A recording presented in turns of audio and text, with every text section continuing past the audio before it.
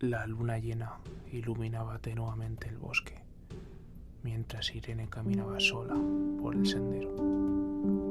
Los árboles susurraban la brisa nocturna, e Irene se estremeció, apretando el paso. De repente, oyó una rama resquebrajarse en la oscuridad detrás de ella. Se detuvo en seco, conteniendo la respiración.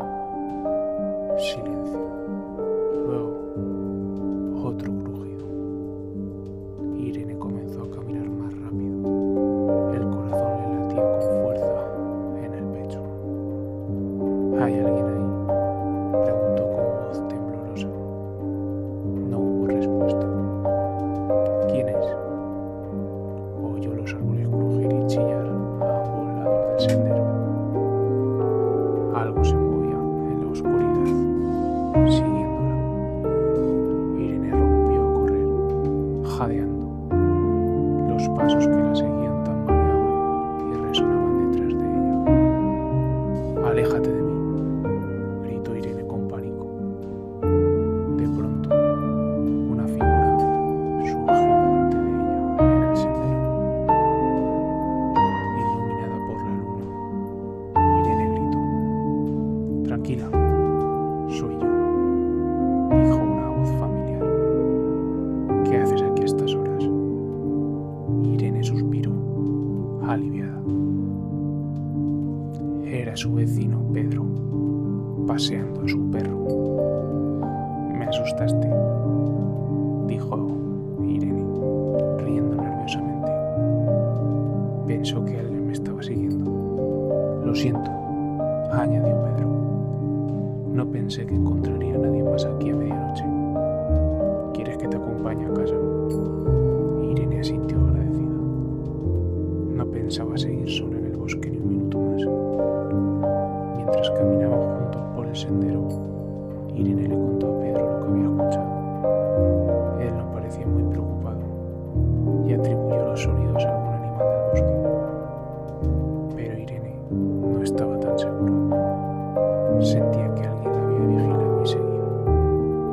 Cuando llegaron a casa de Irene, Pedro se ofreció a inspeccionar el interior en caso de que alguien hubiera entrado. Todo parecía en orden. Pedro le aseguró que no había nadie dentro y que debía estar seguro. Sin embargo, después de que se fuera, Irene estaba más intranquila que nunca. Tenía la sensación inexplicable de que alguien la observaba desde las sombras. Miró por todas las habitaciones, pero no vio nada. En medio de la noche, Irene se despertó sobresaltada. Había oído un ruido abajo.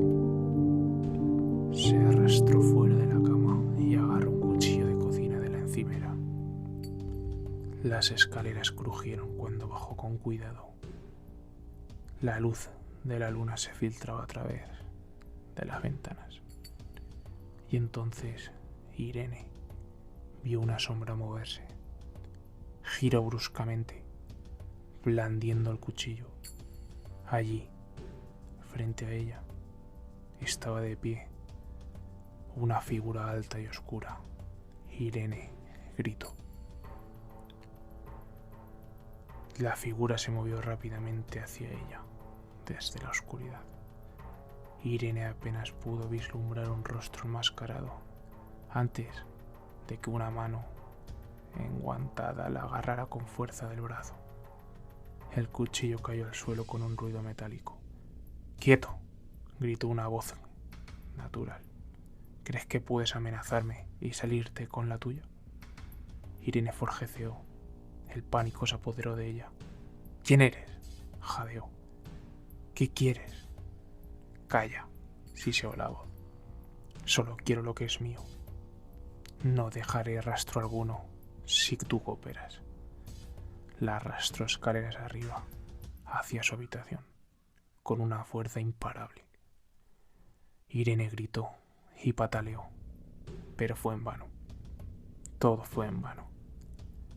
El terror la invadió al darse cuenta de que su agresor parecía saber exactamente dónde estaba yendo. De alguna manera, conocía el interior de su casa. En su habitación, el hombre encapuchado registró cada armario, cada cajón, de forma metódica. Irene vio con horror cómo arrojaba su ropa y pertenencias al suelo, buscando algo. Finalmente, después de unos minutos que parecieron una eternidad, se detuvo. Se volvió hacia Irene y, aunque no podía ver su rostro, notó un brillo de triunfo en sus ojos.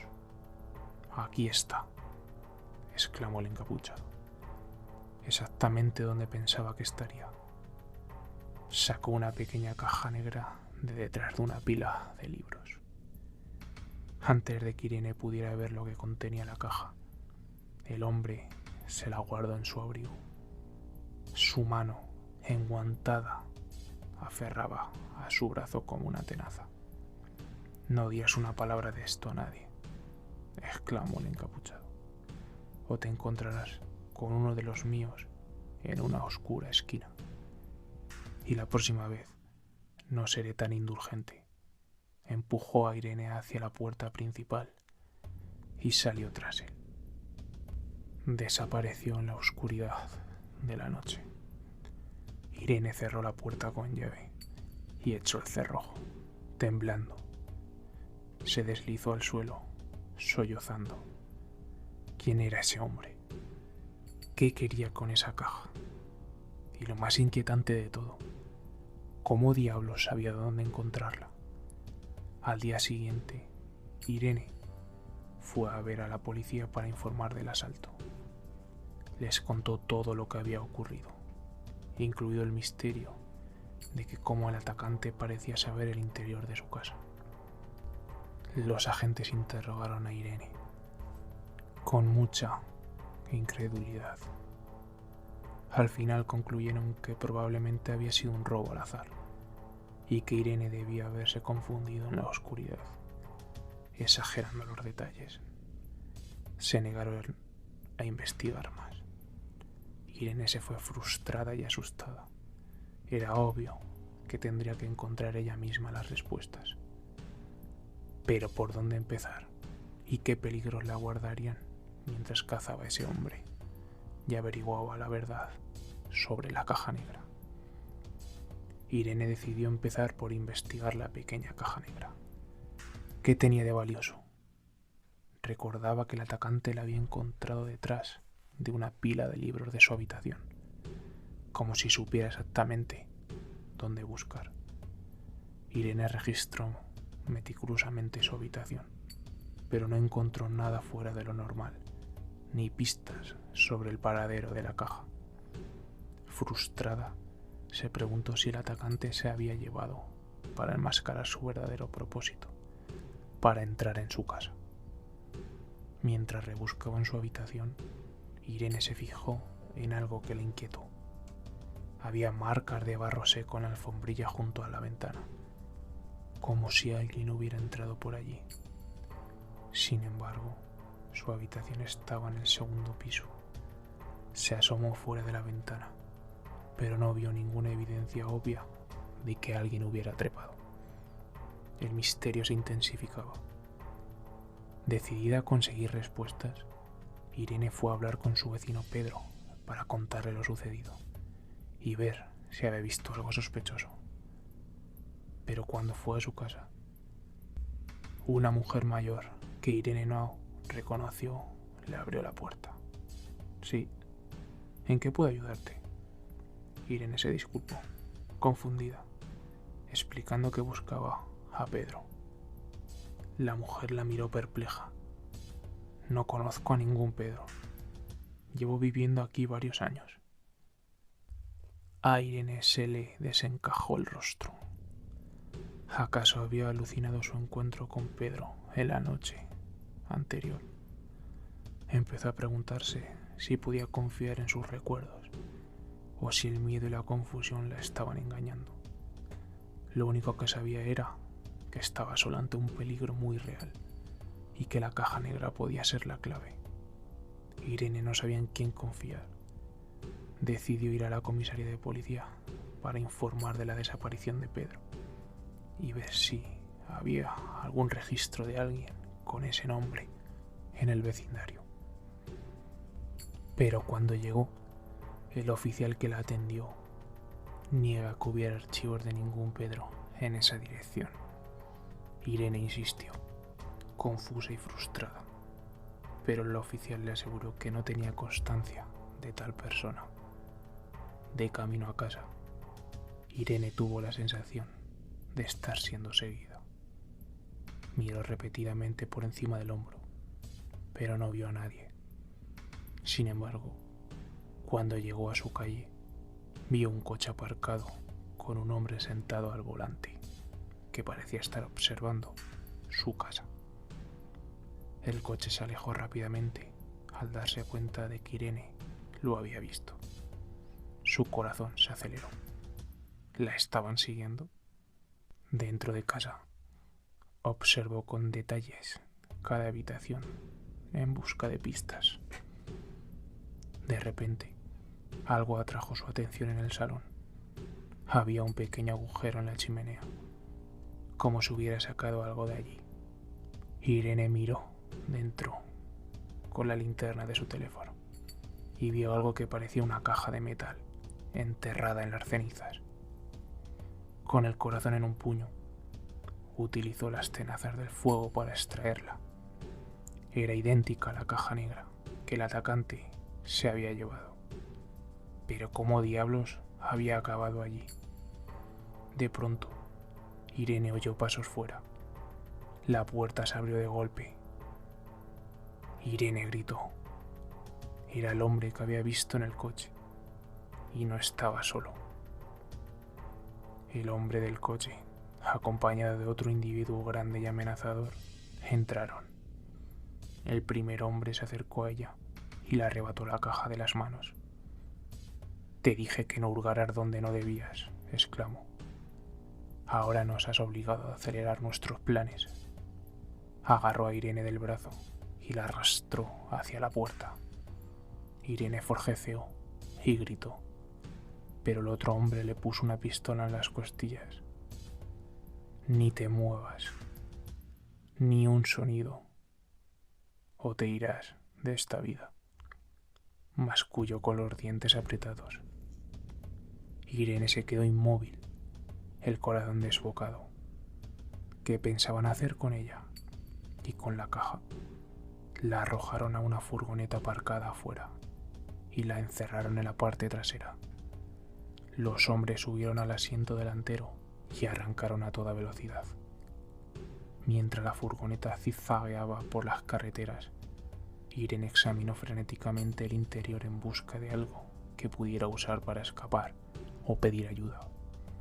Entonces, entre unas herramientas y piezas de repuesto en el suelo, vio algo que hizo que se le helara la sangre. Una pala y un montón de bolsas de cemento. Un sudor frío le recorrió la espalda. La estarían llevando a una tumba ya preparada. Tendría que ser muy lista si quería salir de esta. Mientras la furgoneta se abría camino a toda velocidad por las carreteras, Irene notó que los hombres discutían acaloradamente, distraídos. Algo sobre haberse equivocado de ruta. Vio su oportunidad. Se deslizó hacia adelante cuando la furgoneta tomó una curva cerrada y agarró la pala. Con un golpe certero, impactó en la cabeza del hombre que sostenía la pistola. El hombre se desplomó y el arma cayó al suelo de la furgoneta. El conductor giró, furioso, pero antes de que pudiera reaccionar, Irene le atravesó el brazo con la pala. Aulló de dolor y perdió el control del volante. La furgoneta se salió de la carretera y se estrelló contra un gran árbol. Los airbags se desplegaron y el hombre que Irene había golpeado con la pala quedó tendido inconsciente. El conductor sangraba abundantemente del brazo y también parecía haber perdido el sentido, desplomado sobre el volante. Irene salió de la furgoneta, temblando y magullada, pero ilesa. había escapado por los pelos de una muerte segura. Miró a su alrededor, desorientada, sin saber dónde se encontraba. Necesitaba avisar urgentemente a la policía sobre la caja y los planes de sus captores. Con suerte, todavía estaba a tiempo de impedir que otros corrieran la misma suerte que ella.